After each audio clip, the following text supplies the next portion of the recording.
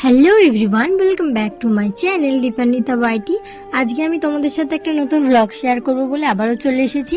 তো আমি যাব এখন গোপালপুরে কালী পুজো দেখতে, ভাবলাম তোমাদেরকেও একটু শেয়ার করি। তো এখানে দেখো আমি নেল পলিশ পরছিলাম, সেটা তোমাদের দেখাচ্ছিলাম যে দেখো আমি নেল পলিশ পরেছি, ওই আর কি। আর এখানে দেখো ব্লগ করছিলাম, আর তখন দিদি আমায় ফোন করেছিল আর ব্যাক করেই যাচ্ছিল 1 ঘন্টা ধরে, তো সেটার জন্য আমি রেগে যাচ্ছিলাম।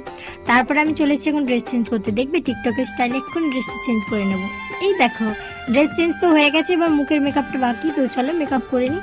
তো এই দেখো আমি যতটুকু মেকআপ করা মানে অল্পই করেছিলাম, করে আর রেডি হয়ে গেছিলাম। তারপরে এখন বেরিয়ে পড়েছি, কাকিমারা সব যাচ্ছে, তো ওখানে সারা রাত থাকবো, কি করি না করি সবটাই দেখাবো। আর এখানে দেখো দেখতে দেখতে আমি টোটোতে উঠে পড়েছি, তো চলো পুরো ভিডিওটা দেখতে থাকো।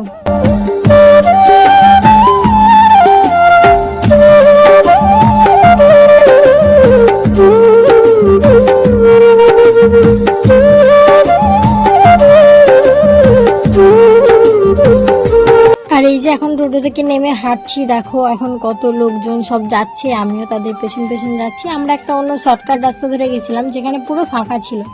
তো দেখো মেলায় ঢুকে পড়েছি, এই যে মায়ের মন্দির, আর প্রচুর ভিড় হয়েছিল, মানে অনেক লোক ওখানে মানে যায়, সারা রাত থাকে, মানে সারা রাত। ভোরবেলা আমরা ঘরে এসেছি তাও প্রচুর লোক ছিল।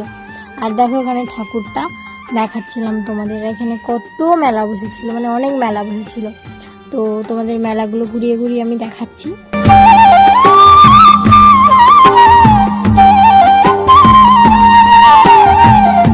তারপরে মেলা থেকে ঘুরে আসার পর আমি এখন চলে এসেছিলাম, এসে বসেছিলাম মায়েদের সাথে কথা বলছিলাম, তারপরে একটু মুড়ি খেয়ে নিয়েছিলাম, খিদে পাচ্ছিল, তারপরে এগরোল খাচ্ছিলাম, সেটাও ভিডিও করছিলাম। আর কাকিমা বুঝতে পারে না আমি ভিডিও করছিলাম বলে, পরে বলছে তুই ভিডিও করছিলি। আর এখানে দেখো এগুলো বাজি আর কি, কত সুন্দর, প্রচুর বাজি ফেটেছে, মানে খুব সুন্দর। বসে বসে মাঠেতে না হাওয়া দিচ্ছিল, তার উপর এরকম বাজি, মানে হেব্বি লাগছিল।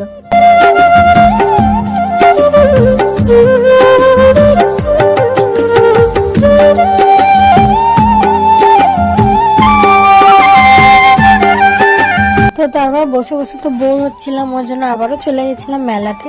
দেখো এক জায়গায় বারবার বসে থাকতে ভালো লাগে, ওই জন্য মেলাতে চলে গেছিলাম। তো মেলাতে দেখো এই লাইটগুলো আমার খুব ভালো লাগছিল, তো এইভাবে একটু মেলাতে ঘুরে আবারও চলে গেছিলাম আমরা মাঠে।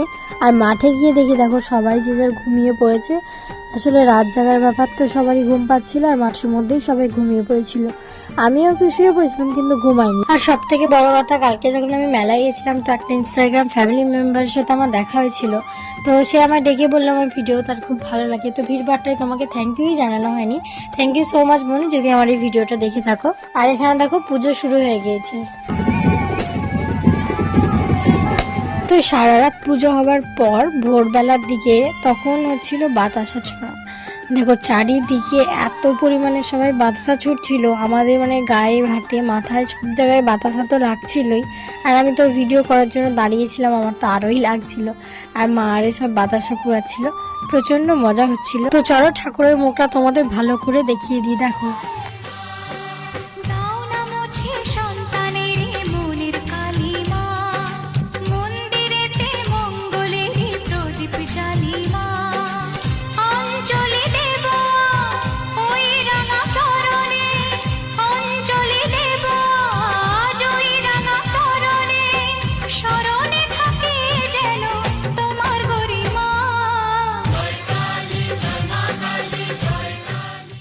তো ভোরবেলা বাতাসা ছড়ানো হয়ে যাওয়ার পর এরকম সুন্দর একটা ভোরের অনুভূতি নিতে নিতে আমরা বেরিয়ে পড়েছিলাম বাড়ির দিকে।